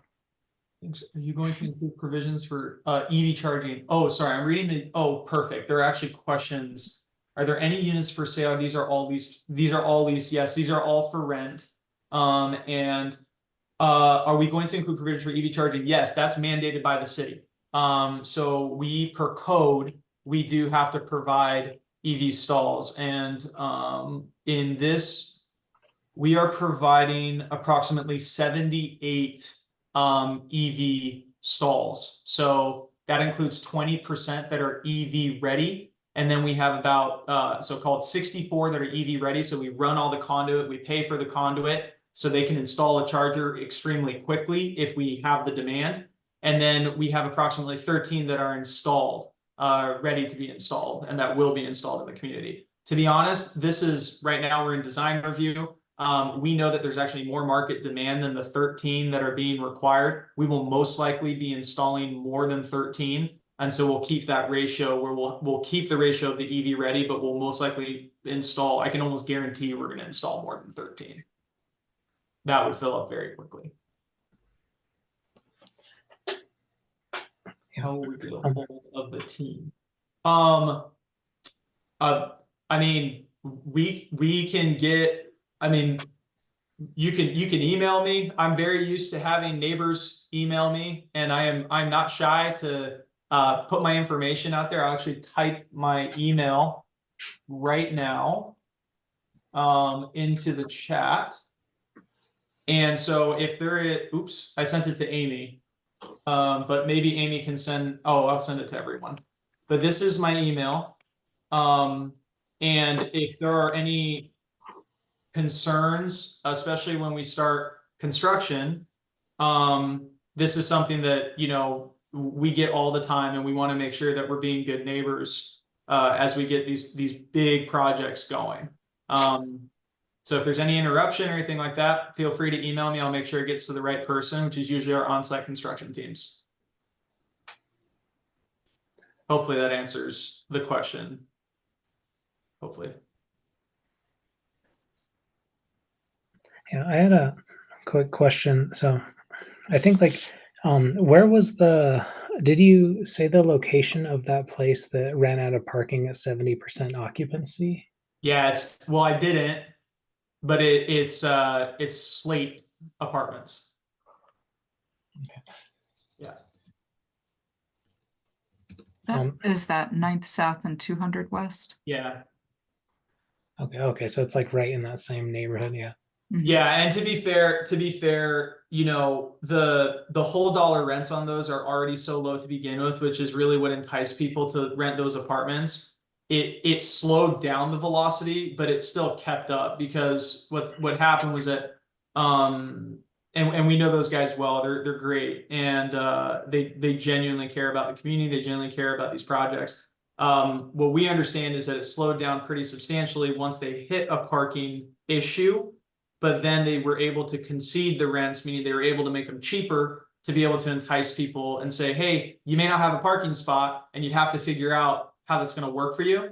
but here's your rent. And I think for a lot of people, they said, well, I'm not going to find that anywhere else in the city. I'm gonna lease there, even without a parking spot. And so that's kind of the push pull that we have to make as developers is, do we not build the parking, which would save on our cost, but then we know that we're going to have trouble potentially leasing a unit. Yeah, so I think like from what I've heard is that underground parking in Salt Lake City for developers is around $60,000 to $90,000 per stall. I don't know if that's like in line with your saying. And then yeah, I do wonder. I don't know how much you know about the financials of Slate. This is like more like a markets question. Is like because it essentially my understanding of how this works is you don't like pick particular units. It's like the cost of the parking and the cost of building out parking is essentially subsidized by every single person who lives in the unit by increased rents by everyone. So it's like, I do wonder if it's like, if in particular, like how much less the rent would be over the over the financial span of like the analysis for the project if you like intentionally didn't build like one parking spot. So it's like if you save like 60 to 90,000, or I guess it's like if it's a 3-bedroom, you're saving $300,000 on the build out, then it's like what would the rent have to be to make that work instead of like making the instead of spreading it out over everyone. And then but that's like kind of like I can like maybe email you about that. I'm like pretty interested in parking requirements. That is a very that's like an advanced question. Like you're spot on is what I'm getting at, is that push pull that you're talking about, just the math, that the economics behind like below grade parking. I mean, Ioana can attest to this. I mean, the amount of heartburn and the back and forth that we had on below grade parking or not below grade parking. And Ioana knows this. I mean, Ioana, I don't even know how many units she designs in a year. It's like, I don't know, 5,000, Ioana, 10,000. Yeah, and parking is always something that we discuss and we go back and forth. And the reason is there is a minimum that the city requires, right? And we can go with that. But for us, priority was to make something that will be viable and will work for the community long term. And that's why a safety parking construction in today's market, with the construction cost, it makes the project difficult to pencil. It doesn't actually help the project. But for us, again, we're trying to stay our vision for the project is a long-term goal, and how can we make it successful for the community? Yeah. And that's why we actually exceed the requirement, and we are providing safety market with today's construction cost.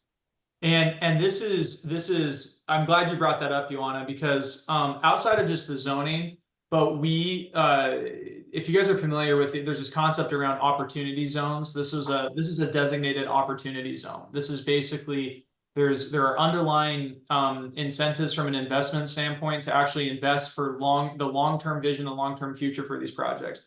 If somebody were to think about this project short term, they probably would have passed on it long ago because they would have said, this is too complicated. We don't have a long-term vision. We want to get in here. We want to build cheap. We want to build quick. We want to get out.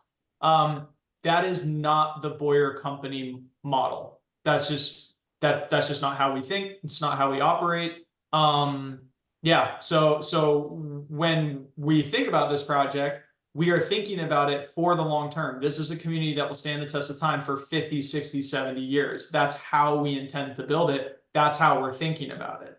And so with that, when we think about the below grade parking and how it's going to serve long term for the community, what we're seeing is that it's not that people are not driving. It's that people are changing their driving behavior, but in terms of what kind of resource and fuel source they're going to use.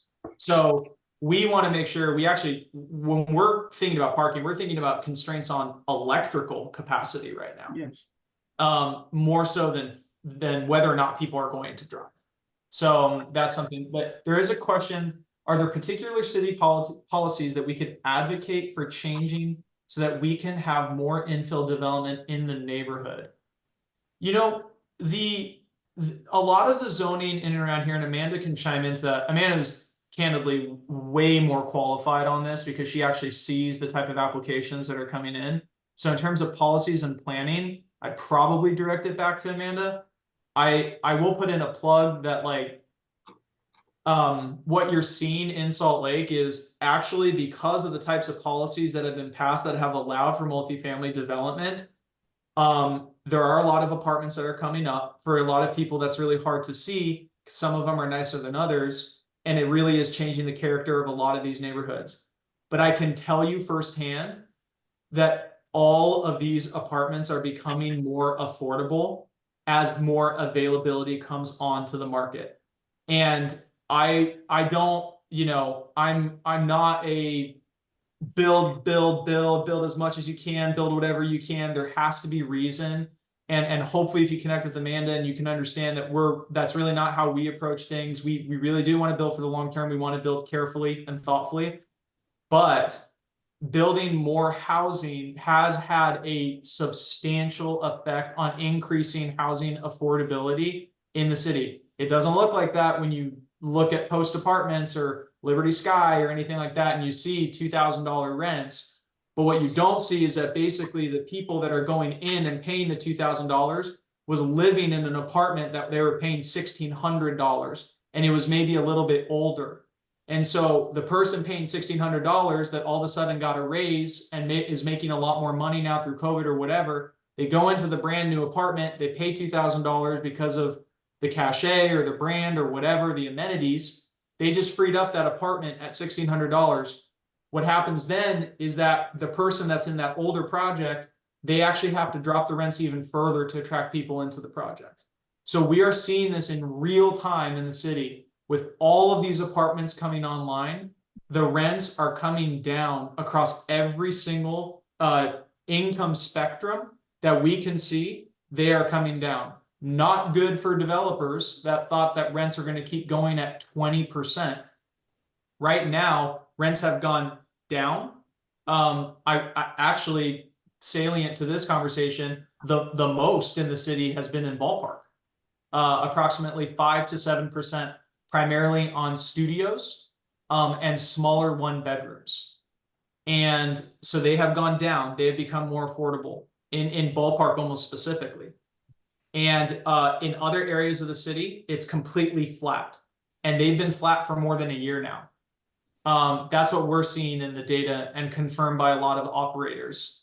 So I think to answer your question about policies, I would just redirect it to Amanda. I honestly think the city is doing a good job at being responsible about development and growth, while also candidly creating this dynamic that is resulting in affordability for people who want to rent an apartment.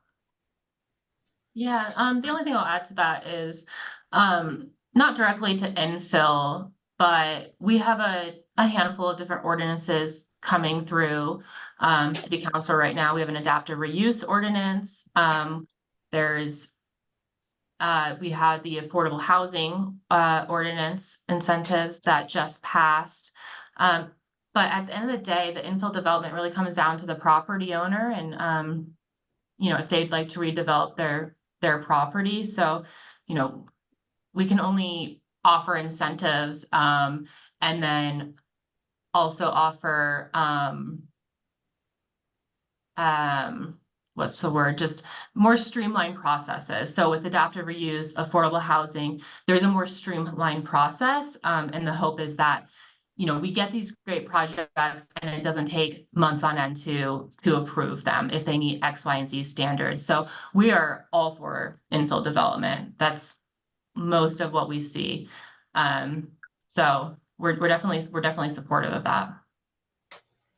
So responding to John Allison's comment, we're glad it's underground too. We do believe this in ISR, but candidly, I have to give credit where credit is due. When we initially submitted, it was back in November of 2023. We kind of did propose an ISR. I'm not going to show it to you because you guys would get mad, and we're not going to show it because it's changed now. I remember I had a conversation with Amanda, and I said, Amanda, I know there's a ground level ordinance, and I know this is a big wall and it's parking, but like, you know, we really were trying to have murals and all that different stuff. And she said, and this is before, yeah, she basically looked and said, well, that's great. If you knew that you couldn't do it, why did you submit this? Just straight up. She just said, why did you submit it? And so we had to, so that was, what I'm saying is that that's the beauty about working with these design standards, and we cannot do whatever we want as developers. We can't. We have to adhere to these development standards. And if we are not, if we're asking for a variance, we have to have a really good reason. And this is what actually has created this plan. To create these affordable artist studios, the result of the artist studios coming to life is 100% because it forced us to think differently about our ground level through the changes that were made through the city, period. So it's kind of, yeah, anyway. So yeah. And I think this project's interesting. One of the reasons I wanted to work on it was because we did pass the downtown building heights ordinance last year, and this was the first project to submit under the D2 downtown support district zoning. And so, you know, I wanted to see how the standards play out and how we can make that ground level really work. And I think Richard Street, active ground floor uses, we talk about it in planning all day. That's all day. How do we activate the ground floor? How do we get our streetscapes lively? How do we provide more affordable housing? And I think the design standards have been elevated, but we're also looking at how we address streets that aren't main thoroughfares, right? Like North Temple. How do we address these side streets like Richards? And not every street can support retail, coffee shops, stores. So when we were working through these proposed modifications with this group, the live work space, conversation came up, and it ended up being, hey, the city desperately needs actual affordable housing. That sounds like a great idea, instead of putting retail in a space where it might not be supported. And of course, this neighborhood is growing rapidly, right? We have a lot of projects going on. We have a ton of development in Central 9th, but this space in particular, it feels like it's going to work more so than our typical commercial uses. So, and also provide livable units and affordable units for residents. The question is how to enable more housing to be built that can be owned versus rented. So we have one of the newest ordinances that we have is our community benefit ordinance. It's a ordinance that is specifically speaking to displacement in the city, renter displacement. And so any developer or property owner that wants to submit a petition for a rezone or a text amendment, they need to provide a community benefit that's signed off by the city council. There's a list of options, but essentially that property owner negotiates with the city council on what that community benefit is. Part of that's providing financial assistance to people who will need to move based on renters. Thank you, Amy. So there's a lot of different things. It's probably a whole nother conversation, but really the main goal is getting more units that are for sale than rented. And there's a lot of things coming down the pipeline that we're working on. We're pretty busy.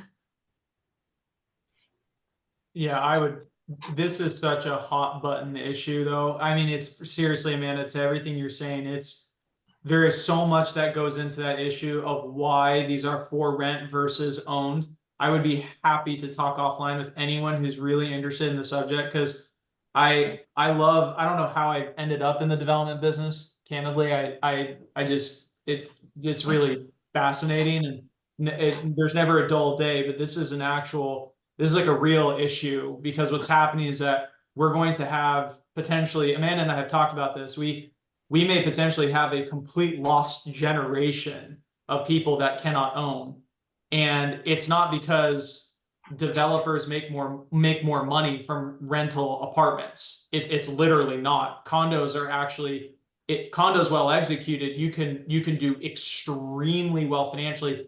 It's just even getting them built, just even getting them financed. Finances. It's almost impossible. There is no bank and there are so many things that go into this, and I would love to talk about it with anyone. My email's in the chat, and please reach out. I am more than happy to just talk all things why condos don't exist. I've worked on more broken condo deals outside of the great financial crisis than I probably want to ever work on for the rest of my life.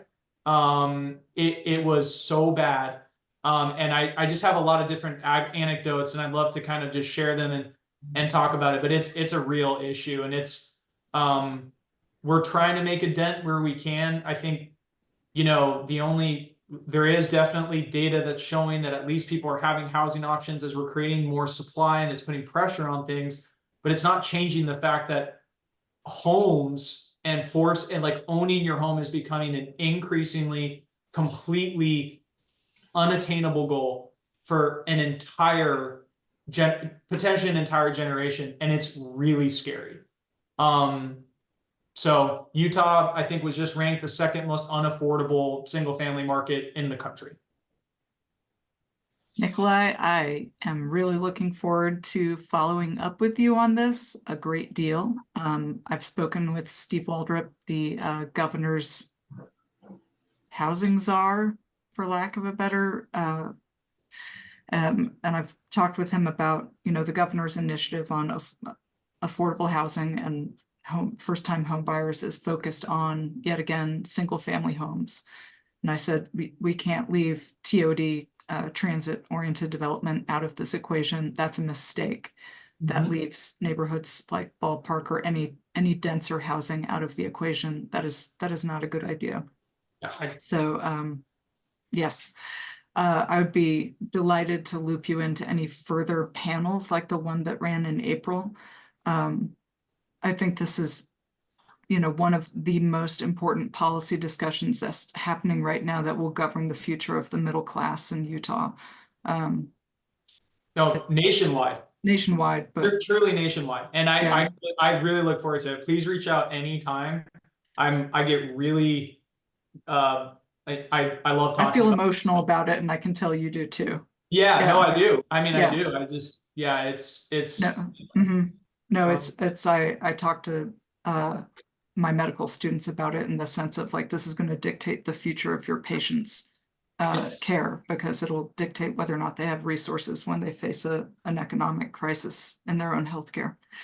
But I wanted to add one more point before, because I love it when we hit one big societal problem in our meetings that we obviously can't solve in a community council meeting, because that's always exciting. But one of the points that you raised is that, you know, you don't understand when people use public transit, but they also have cars that they want to store.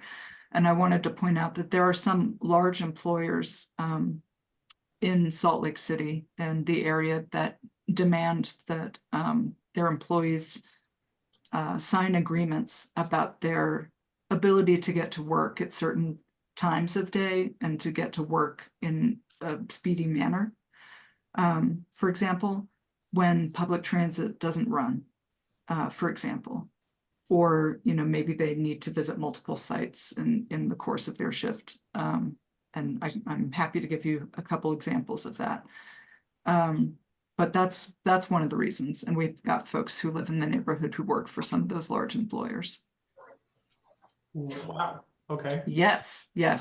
Some of them are even trainees in healthcare, for example. But yeah, I'd love to talk about that. That's, you know, yeah, public transit. It's all these different issues. So we are really excited for this development. We hope that part of the draw living is the outdoor amenities and reaching that too. That is one of the biggest, that right there, what Matt said is probably one of the biggest elements. It's so hard to get to these outdoor amenities, to the slopes, without a car. And there's so much that goes into it. But yeah, we've seen that people move to Salt Lake. They move from LA, they move from San Fran, they move from DC, they move from Chicago, Seattle, all these different areas. They come to Salt Lake. They actually come in and can rent for a less expensive. They can rent less expensive. They can rent larger apartment units. and then they didn't own a car sometimes in these other markets, and they come to Salt Lake and own a car, and they just go. They go south, they go east, go west, go north. So, I did have one question. Is because you said it's like live, work, and I noticed that I believe the nearest grocery store is Target, which is like just over a kilometer away. It's not necessarily considered walkable by most, urban metrics. I do wonder if that's a part of the reason why, like, is if it's a 20-minute walk one way to get groceries, I can definitely see the allure of a car. I do wonder if like a grocery access has anything to do with that. It does seem like we have like a lot of kind of feast or famine with regards to grocery stores in Salt Lake City, unfortunately. yeah, we have, I won't tell you the absurd amount of grocery delivery that we experience. It's we have the 3 P's of apartment development. I'm not going to bore you, but it's packages, pets, and privacy. And packages actually plays into the grocery delivery. So we actually even provide fridges now. We have to provide fridges because people don't go out anymore. They stay in their apartment. I'm sad that I didn't think to bring up when UTA was on the line. I really want UTA to shift their policy and become like New York, and that like if your pet can fit in a bag, you can bring it on public transit. I use public transit less now because I have a dog. He's small enough that I can carry him everywhere, but there's still a rule. He's a pug. Of course I can put a pug in a bag, but anyway. It's not, that's, well, we're genuinely that. Again, I put my email for everyone. If you have any questions anytime, we do, this is going to take some time right now. Economically, there are some challenges to development going forward, period, for any multifamily development. Everything's kind of ground down to a halt. And so but we do see this in a 2025 timeframe. And we're really excited about the project. And so reach out anytime. And if you ever want to talk real estate development, apartments, just about anything, I'm more than happy to speak with anybody from the community. The project looks deeply cool. Well, thanks. That's Ioana and Amanda.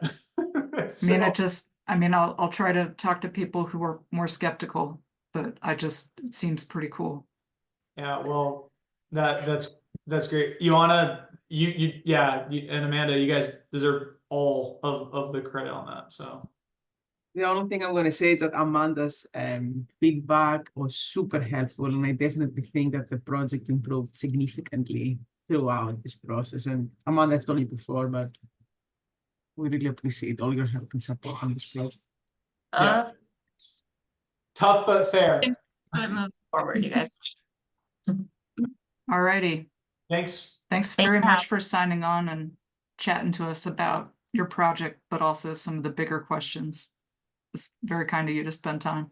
Of course, anytime. Thank you, everyone. We appreciate you taking the time as well. We know it's late. Cool. Take care. Bye. All right, everybody. Thanks very much. The next first Thursday of the month falls on July 4th. We are not holding a meeting on July 4th because that's insane.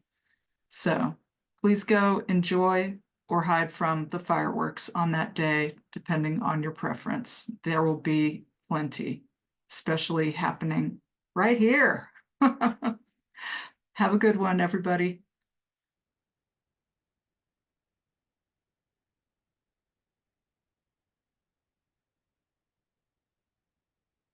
Thanks for the applause, James. That's nice of you. I always love those yellow hands.